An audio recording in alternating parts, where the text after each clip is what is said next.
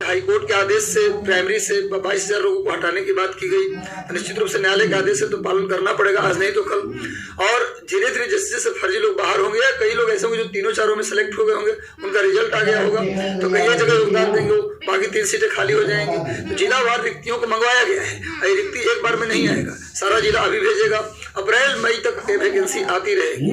तो अभी मुझे लगता है कि मई में क्लियर कट ये हो पाएगा कि कितनी वैकेंसी होगी। लेकिन जिस तरीके से फर्जी लोग बाहर जा रहे हैं, जिस तरीके से लोग ज्वाइन नहीं कर रहे हैं, उतनी ही सीट के आसपास सीट इस बार भी टीआरई 3 में भी जाने की, मतलब इस बार भी लाख तो रहेगा ही, 100% है कि लाख सीट तो रहेगी ही। लेकिन ये लाख सीट या कितना सीट होगा ये पता चल, एग्जैक्ट आंकड़ा जब तक नोटिफिकेशन नहीं आएगा कुछ पता ना मुश्किल है। लेकिन जिस तरीके से वैकेंसी मतलब वैकेंट हो रहा है सीट, मुझे लगता है कि 1 लाख से ऊपर सीटें रहेंगी।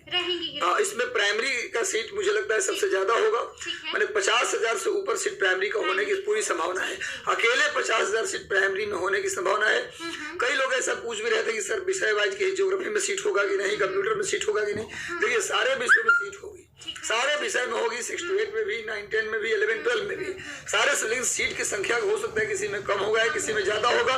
लेकिन आप जितने लोग जिस विषय से भी हो अपनी तैयारी जारी रखें, हर विषय में सीट होगा। यदि आप एलिजिबिलिटी का क्राइटेरिया धारण करते हैं तो बिल्कुल अच्छी सीटें आने वाली है। विद्यार्थी अपना जो तैयारी है, अपना तैयारी में अब लग जाइए, क्योंकि समय कैसे निकल जाता है इसके बारे में आपको नहीं पता। लगातार 7 महीने निकलते टाइम नहीं लगेगा, क्योंकि पिछली बार आयोग पे लोग आरोप लगा था कि भैया 2 महीने वक्त दिया, 1 महीने वक्त दिया। इस बार आयोग ने आपको 7 महीने वक्त दिया है। अब आप पढ़िए ना, पढ़ाई करिए और सीट बहुत भारी मात्रा में आएगा। और अगली बार मुझे लगता है कि सीट खाली होने की संभावना नहीं बचेगा। ऐसे में टीआरई 4 अगर आप चाहते हैं देना तो सीटें बहुत कम हो जाएंगी। इसलिए मौका मिला है, टीआरई 3 को अच्छे से करिए, 1 लाख से ऊपर सीटें होंगी, यानी कि बम्पर बिल्कुल टीआरई 3 में बम्पर वैकेंसी होने की पूरी संभावना है। अच्छा रजनीश सर, हम ये भी आपसे जानना चाहते हैं कि अगर हम बीपीएससी टीआरई 1.0 को देखें, बीपीएससी टीआरई 2.0 को देखें, और अब लाइन में जैसा कि मैंने शुरू में ही कहा कि अब बीपीएससी टीआरई 3.0 भी है, क्या लगता है क्या पैटर्न में कोई बदलाव होगा? क्या कुछ चेंजेस लग रहे हैं कि इस बार होगा? देखिए पैटर्न में मुझे बदलाव की संभावना तो नहीं लग रहा है। बस 1-2 बदलाव मुझे लगता है कि हो सकता है। जैसे टीआरई 1 में प्राइमरी में पीआरटी में तो हिंदी क्वालिफाइंग था, टीआरई 2 में हिंदी के मार्क्स जोड़ के रिजल्ट आया है, तो हो सकता है कि हिंदी को हो सकता है। दूसरा 6 to 8, 9, 10, 11, 12 में इस बार क्या किया गया कि जो लड़के हिंदी और जो भाषा में फेल थे उनको कट ऑफ भाषा के जो बाउंड्री था उसको हटा दिया गया। आप जितना भी नंबर लाइए भाषा में फेल तो भी आपको पास माना जाएगा। वो में मुझे लगता है कि इस तरह का कोई वो नहीं होगा। अगली बार से भाषा में पास करना अनिवार्य ही होगा।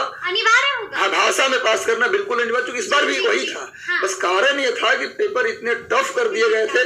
खुद अध्यक्ष महोदय ने भी कहा था कि पेपर इतना टफ बना दिया गया था, इस वजह से हम इसको क्वालिफाइंग को हटा रहे हैं। क्वालिफाई करने का जो बाउंड्री है उसको हटा रहे हैं। अगली बार से ऐसा कुछ नहीं होगा, अगली बार क्वालिफाई करना अनिवार्य होगा। इसलिए हिंदी और अंग्रेजी को भी प्रॉपर आप तैयारी रखिएगा, ताकि हिंदी की वजह से मान जिसमें बहुत अच्छा मार्क्स है हिंदी के नंबर से फेल हो जाए तो बड़ी अफसोस होगा। तो मतलब भाषा को इस बार हल्के में नहीं लेना, बिल्कुल हल्के में नहीं लेना है। और एक बात और कि 40 नंबर का जो होता है जीके जीएस का पेपर, आपका एक तो सब्जेक्ट का 80 नंबर का होगा जिस सब्जेक्ट को चुनेंगे आप, बाकी 40 नंबर का होता है जीके जीएस। कई लोग उसको इग्नोर करते हैं। इस बार मेरे पास सैकड़ों डाटा है जिसमें उनका जो विषय था उसमें उनका बहुत कम नंबर था, और वो जीएस में 40 नंबर जो जीएस था उसमें 30 नंबर लाके 35 नंबर लाके दोनों जोड़ करके उनका रिजल्ट आ गया। तो प्लीज उस जो 40 नंबर का भाग है उसको आप इग्नोर ना करें, उसको अच्छे से करिए। कभी कभी यही पार्ट आपके नौकरी दिलाने में काम आ जाएगा। इसलिए बैलेंस तैयारी करें सभी बच्चे। जितना समय आप देते हैं अपने सब्जेक्ट पर, लगभग उतनी ही समय 40 नंबर को भी दीजिए, और थोड़ा कम समय अपने भाषा वाले क्वालिफाइंग को भी दीजिए। मुझे लगता है कि आपका सिलेक्शन टीआरई 3 में फिक्स हो जाएगा। और रूटीन बना के पढ़िए, रेगुलर पढ़िए। ऐसा नहीं कि एक दिन 18 घंटे पढ़ लिए और एक दिन 8 घंटे भी नहीं पढ़ रहे, 4 घंटे भी नहीं, तो ये नहीं होगा। आप 8 घंटे पढ़ो या 6 घंटे पढ़ो, घंटे मायने नहीं रखता, बल्कि जितना पढ़ो उसको रेगुलर रिटेन करिए और कम मटेरियल रखिए और मटेरियल को बार बार पढ़ने की कोशिश। मतलब कि क्वांटिटी नहीं क्वालिटी में भी रिवीजन करना है आपको। ज्यादा रजनीश सर, ये ये बताइए कि सप्लीमेंट्री रिजल्ट भी आ रहा है? हाँ, 13 तारीख को नियुक्ति पत्र भी मिलेगा और मैं सुनने में आया कि 13 तारीख को सप्लीमेंट्री रिजल्ट भी जारी हो सकता है, ऐसी खबरें। 14,700 कुछ सीट पर जारी होना है और ये सीट 14,700 कुछ जो है ये प्राइमरी, मिडिल और हाई स्कूल और हायर सेकेंडरी इन सब को मिलाकर 14,700 कुछ सीट है। तो ये 13 तारीख को जारी होगा और इसमें मुझे लगता है कि कई ऐसे बच्चे हैं जिनका कट ऑफ था। Let me tell you about this amazing offer from Udemy. Right now they're having one of their biggest sales of the year. तो अगर आप घर बैठे बैठे बोर हो गए and you want to learn something you've always wanted to learn, now is the time. So if you want to get a great deal too, don't wait because their sale is ending soon.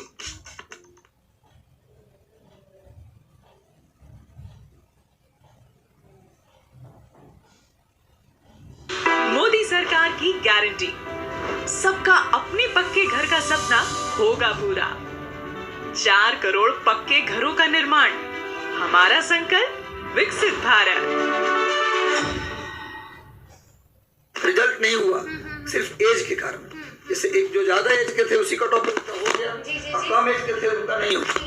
तो जब बहुत ज्यादा ऐसे बच्चे हैं तो मुझे नहीं लगता कि कट ऑफ में भी कोई बड़ा परिवर्तन होगा। जिस कैटेगरी में जितना कट ऑफ गया है या तो उतना ही कट ऑफ होगा या एक आध नंबर नीचे आएगा कट ऑफ। इससे ज्यादा कट ऑफ इधर उधर होने की पूरी संभावना है कि नहीं रहेगा। मतलब कट ऑफ उसी के आसपास रहेगा। कई बच्चे पूछ रहे थे कि सर सप्लीमेंट्री में क्या कट ऑफ रहेगा, तो कट ऑफ या तो उतने पर रुक जाएगा, पिछली बार तो एक आध नंबर नीचे आएगा, 3-4 नंबर नीचे नहीं आएगा। ये उम्मीद नहीं करनी। अच्छा, आपने जिक्र किया है 13 तारीख, शुरू में ही कहा कि अब नियुक्ति पत्र 13 तारीख को बांटे जाएंगे और उस दिन आपको मालूम है ना कि के पाठक नहीं रहेंगे। हम जानना चाहते हैं, देखिए आप भी एक गुरु हैं और शिक्षा विभाग के अपर मुख्य सचिव हैं के पाठक, कितना मिस करेंगे उस दिन पाठक जी? हाँ बिल्कुल, उनके निर्देशन में TRE 1 हुआ, TRE 2 हुआ, बिल्कुल विद्यार्थी उनको मिस करेंगे। एकदम शानदार और मतलब एक तरह से बेस्ट ऑफिसर को सभी विद्यार्थी मिस, क्योंकि एक देखिए एक सही लीडरशिप था, इसी वजह से ये 2 TRE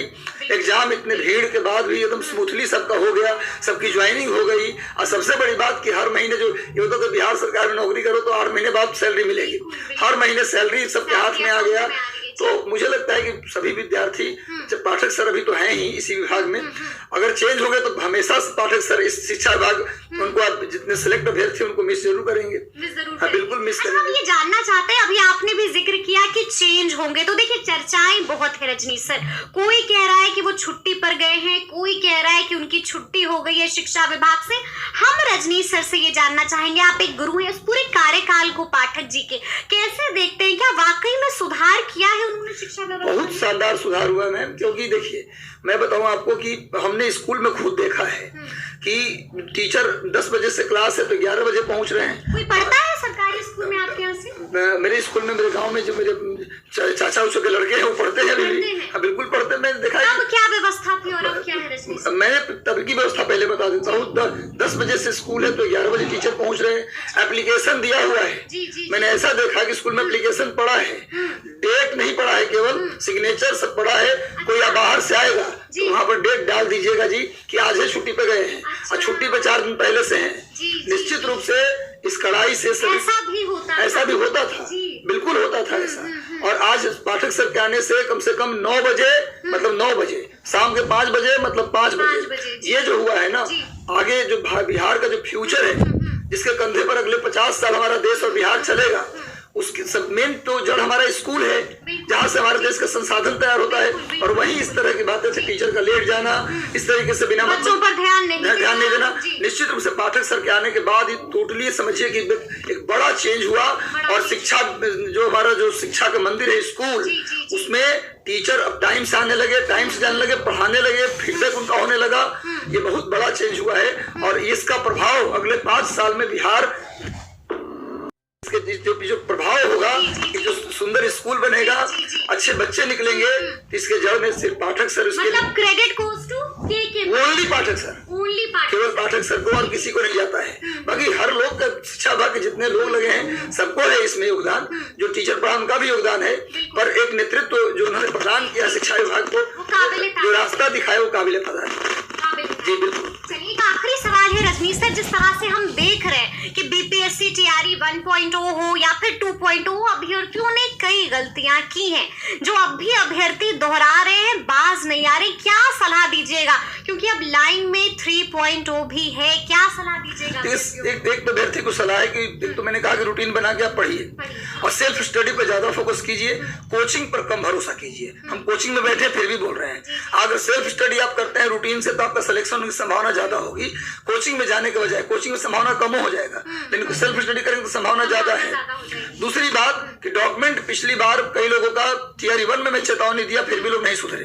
अध्यक्ष महोदय भी कई बार बोले कि डॉक्यूमेंट ठीक करवा लीजिए। देखिए आपका डॉक्यूमेंट में नाम में गड़बड़ है या कोई डॉक्यूमेंट नहीं है तो सब बनवा लीजिए, नाम सुधरवा लीजिए, फॉर्म आने का वेट मत कीजिए। तो दोस्तों आप लोगों ने सुना, यहाँ पे स्पष्ट रूप से रजनीश सर ने एक ही बात कही है कि TRE 3 के लिए आप अच्छे ढंग से प्रिपरेशन कीजिए, आपका सिलेक्शन ज़रूर होगा और जो कुछ गलतियां हैं वो गलतियां नहीं होनी चाहिए।